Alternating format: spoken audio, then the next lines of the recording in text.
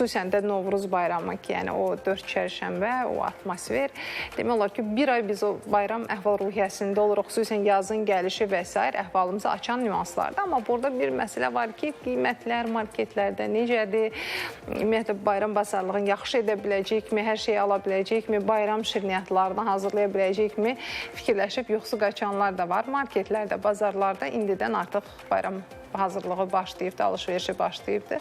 Qiymətlərdənsə bir çoxumuz xəbərsizik. Əməkdaşımız Zemfira Rəcəb qiymətlərlə tanış olub. Gəlin, hələ bazarlıq etməyənləriniz varsa ekrana yaxın əyləşin. Təxmini bilin ki, bazara gedəndə nə qədər məbləğlə getməlisiniz. Novruz təntənə ilə keçirilən, sevilən bayramdır. Bu bayram təbiətin oyanışına, yazın gəlişini simvolizə edən qədim xalq mərasimidir.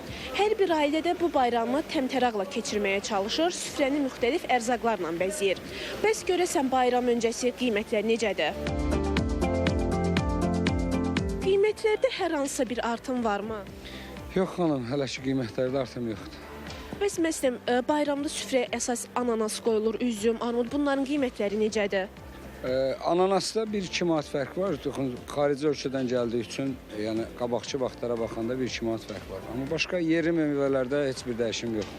Üzüm 5 manatdan 8 manata qədər var. Armud məsəl üçün 4 manata da var, 6 manata da var, 10 manata da var.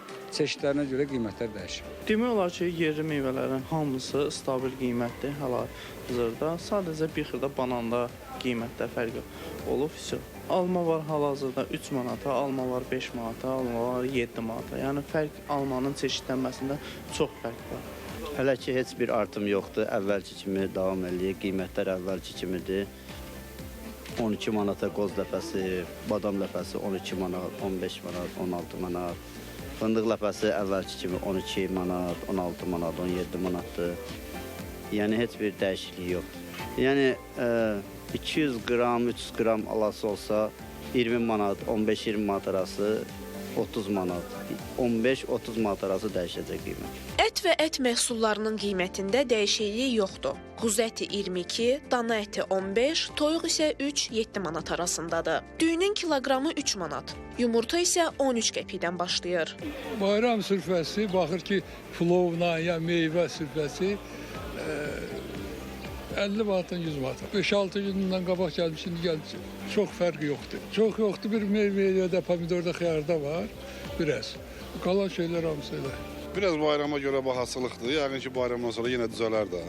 Ya məsələn, bir həftə əvvələ nisbətən artım görürsünüz, hiss edirsiniz? Var, az var. Var. Məsələn, ən çox nədə artımı görürsünüz? Elə hamısında, meyvələrdə də, bütün ərzaqlarda da, hamısında var. Bunlar onsuz da günü-gündən qalxır.